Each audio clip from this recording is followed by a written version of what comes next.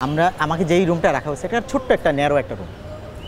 এটার প্রশস্ত একজন মানুষ হয়তো লম্বালম্বি একটা শুতে পারবে এরকম একটা ছোট্ট একটা রুম। সেখানে আপনি বলছিলেন যে দিন কখন রাত কোন বা কখন আজান দিচ্ছে সেটা শোনা যায় না। আপনি কি তখন কি নামাজ পড়ার জন্য বলছিলেন বা অথবা কোনো? হ্যাঁ, আমাকে বলছে কি যে তারা যে আপনি যেটা মন চায় এটা পড়েন। তো আমি আসলে এছাড়াও আমি বাসায় সবসময় নামাজ পড়ি, আমি 5 ওয়াক্ত নামাজ পড়ি। ওখানে আমি ওই যে খাবারটা সকালের নাস্তাটা দেখে বুঝতাম সকালে নাস্তাটা কি দিত আসলে ওরা? ওখানে মাছ করে দিয়ে যেত, একটা মেলামাইনের প্লেট দিয়ে এটা নিচে দিয়ে দিত, ওখানে রেডি করা থাকতো।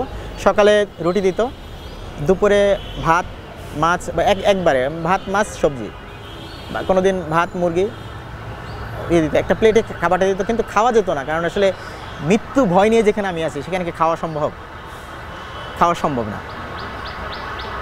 তার পরবর্তীতে দেখেন, আমার কষ্টের কথা বলি, এত অন্যায় এত টর্চারের পরে আমার জেলে যাওয়ার পরে আমি যখন জামিন নিতে চাইছি, যেটা আমার রাইট আছে, আমি জামিন নিতে পারি নাই।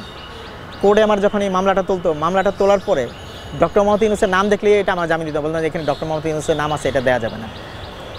আমাকে এটা 9 মাস লাগছে আমার এটা জামিন নিতে। আপনাদের বিরুদ্ধে তো আরেকটি মামলা চলমান, ঢাকা কোর্টে চলমান রয়েছে অত্যাচার সাথে অভিযোগে।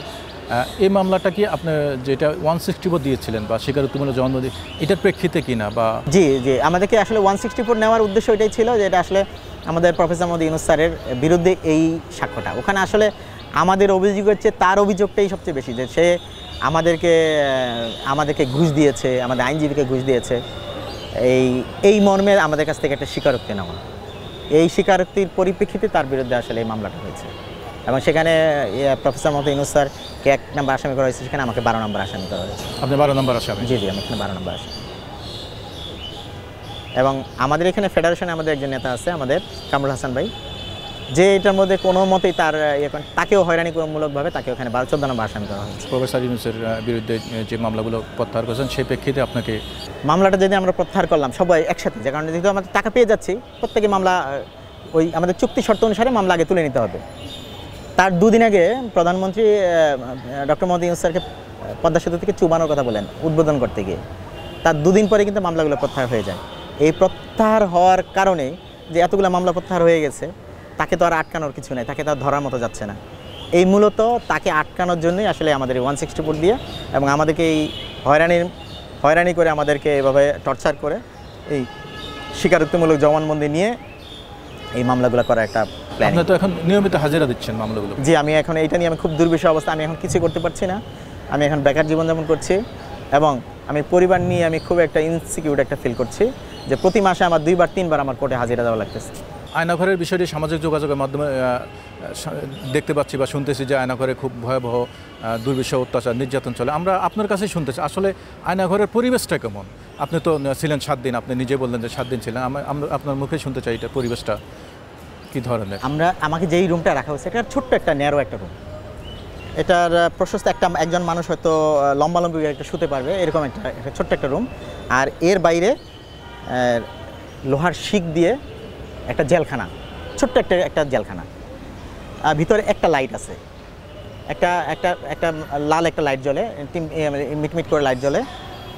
আর এইটার বাইরে ফ্যান, ভিতরে কোনো কিছু নাই। আর ভিতরে একটা কম্বল শুধু, আর এক বোতল পানি দেওয়া থাকে, আর কিছুই নাই ভিতরে। বালিশ ছিল না? বালিশটা কিছুই নাই। আচ্ছা, আপনি বললেন যে লোহার শিক পরানো, লোহার গারদ, যেটা হলো মোটা রডের লোহার গারদ। বাইরে একটা ছোট্ট একটা লবির মতো। এই লবি দিয়ে তো পাশাপাশি হয়তো একজন স্বাভাবিকভাবে যেতে পারে, 2 জনে তো স্বাভাবিকভাবে যেতে পারে না, এরকম একটা লবি। এবং পাশে আর একটা রুম আছে, যেই রুমটা চোখে দেখা যায় না, এবং পাশের রুমে কি হচ্ছে সেটাও শোনা যায় না।